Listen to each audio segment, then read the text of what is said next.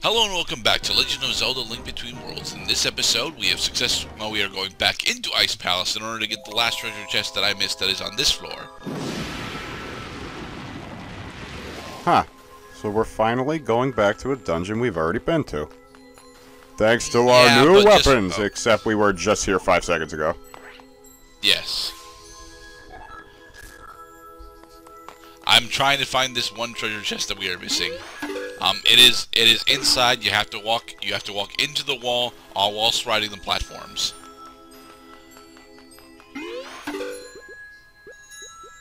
This is a pretty intense game of leave no wall unchecked.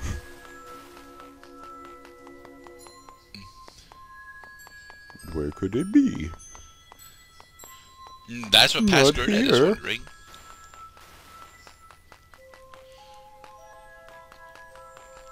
Come on, Pascal. Well, they normally, this is not that hard. If they were really going to put a treasure chest in the very first room, it would be a lot more conspicuous than this.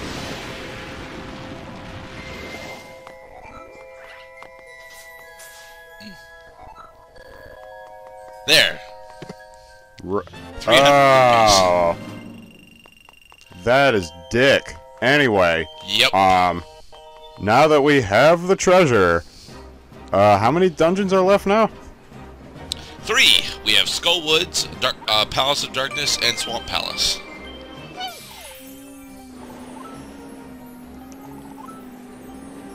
I heard it shoots out a beam of light. It's not necessarily a beam of light, it's a beam of damage. I am going to miss the Dark Mountain theme. I mean, I think there's still a couple Maya-Mites in there for us to go get, so we might be back there. Probably not, though. And that was the end of that session. God, you're right. A short time later.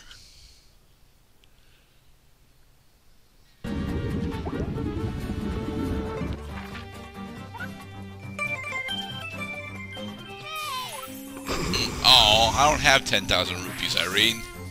Gee, don't joke about that, Irene. That's my rent.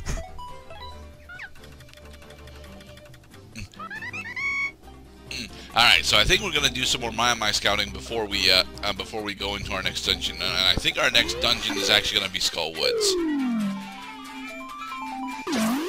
Makes sense. Well, we are right here. Hello, stylish woman.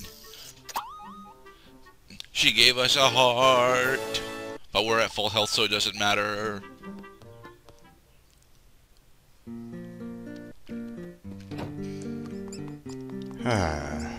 So, all right. What else is I new in the world of apologize Gerdad for while me we being go drowsy. hunting? I'm coming off of. I actually did get a decent amount of sleep. A decent amount of sleep last night, but I'm coming off a race that I spent 7 hours sitting down in, and so I am still literally butthurt, as opposed to figuratively butthurt. So you are saying that you are a human being who exerts himself and then becomes exhausted? Yes. Ah, I see. Or at least biologically. Last marathon run I did, it was probably... Well, I mean, most recent... Okay, so the most recent run that I did, it was not 7 hours long. It was 90 minutes of me playing zombies, Nazi zombies with my brother. That got pretty insane. Ah. Hey. Hey, Hilda. Hey. And don't speak. I know what you're thinking. The sage is in the forest. Well, it is in the forest, you know. And we just need one more heart piece to get another heart container. That's not what I wanted to do.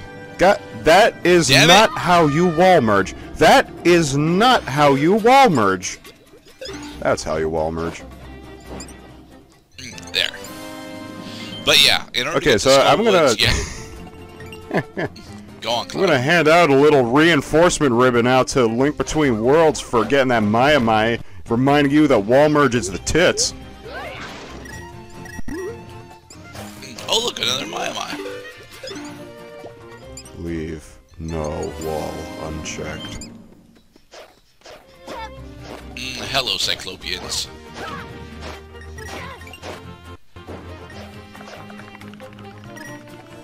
So what's new in the world of Cloud aside from World War II zombies?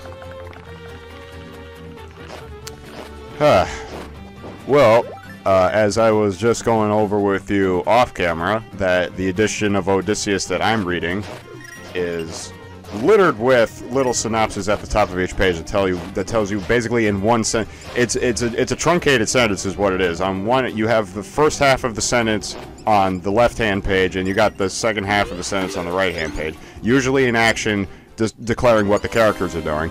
And the only reason I can offer, and this is speculation at best, is that early readings of Homer were found to be either too, I'd say, even to the point of saying, like, not described well enough, to the point that later authors and readers have to clarify what is happening for maybe new readers. But, of course, you could say, well, that's bullshit. Homer invented writing practically, so he is allowed to make mistakes, like not making it clear what is happening or at any given time, or having extended soliloquies.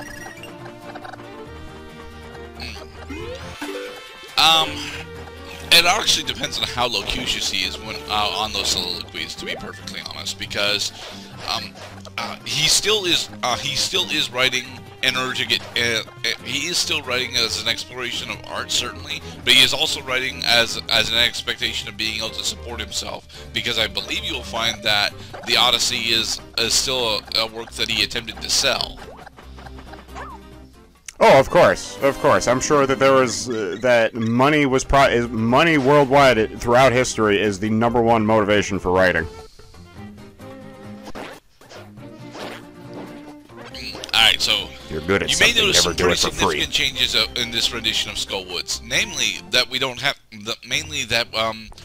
we don't actually have we don't start the dungeon immediately after entering Skullwoods.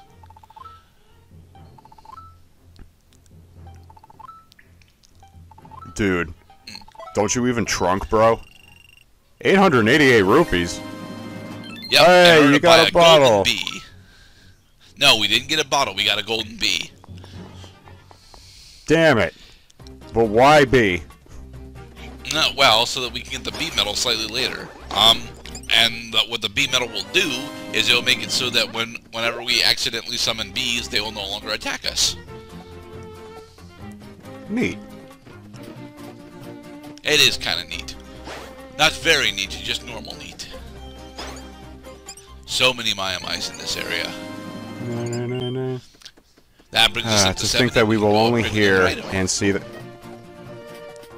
only 30 more squeaks in the game, and my god, am I going to miss those squeaks. They look like characters out of Super Mario Sunshine. No, they are not the bloopers from Super Mario Sunshine, because the bloopers are like, you know, white and black. Bloopers. He does. Nah. Eat fire. I was gonna say he kind of looks like that one character that's on the beach where you fight the giant sandworm or whatever, and I was gonna say, nah, that guy looks too humanoid. Does have a shell on his back though.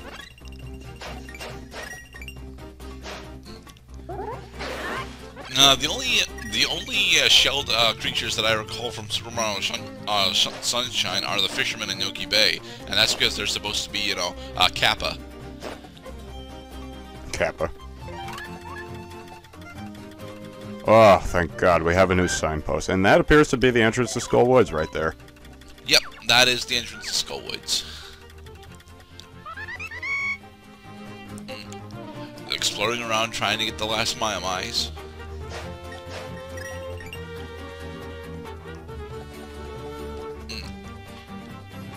Doesn't look like there are any more Maiamais for us to obtain.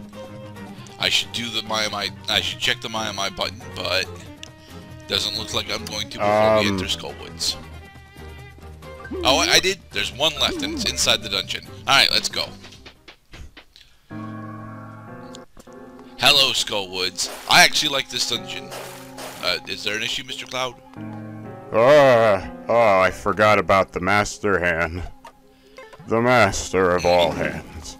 I'm not sure if this is a Wallmaster or Floormaster. I assume it's Wallmaster, but I don't know. There's the compass. Alright, so this dungeon is decidedly quite unsettling. It is very dark and spooky, and you know, mostly not on fire. We're going to fix that. Yep, here comes the death. Also, this dungeon has interesting thoughts of what to do with Wallmasters. Like, more than just run away? Yes, more than just run away. Need to find our small key first. As long as the torches stay lit. Yep, here comes the hand. Oh, this room, these skulls specifically do not spawn recovery items, just so you know. They are unlike every other pot in the game. There are a lot of them, because the game, There are. I would think the game has to make a choice between dropping hearts or dropping rupees.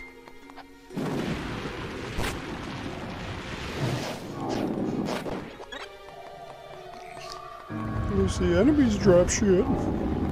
And his robes get burned by the fire. Well, Gyptos. It's alright. You can use your ice as long as you don't get knocked off the platform. To shut off the fire bars, but I always forget that I have that ability, especially because you're not technically supposed to have the ice rod going into Skullwoods. But much like the original Skullwoods, we do spend a decent amount of time outside in the actual Skullwoods area as opposed to inside the dungeon.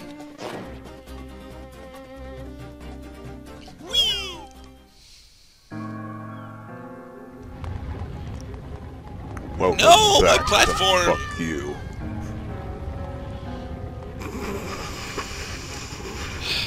Hello, Floormaster. Aw, damn it. Tiny platform and hovering hand?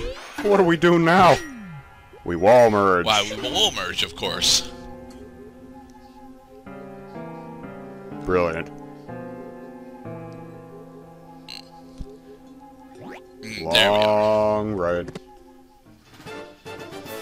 Hold it right there, mister. I'm opening a chest. I still think that it's easier to deal with Gyptos by doing sword combat at them instead of, you know, burning them in order to reveal the Stolfos underneath.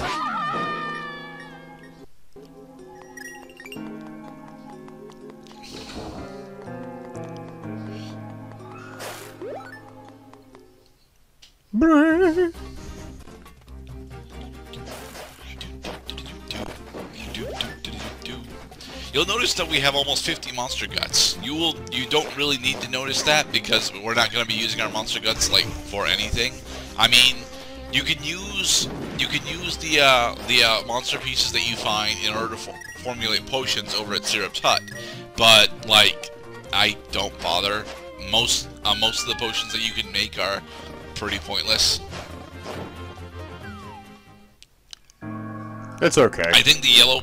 I never really use. I think the yellow potion specifically grants you invulnerability for a brief moment, but like that's it.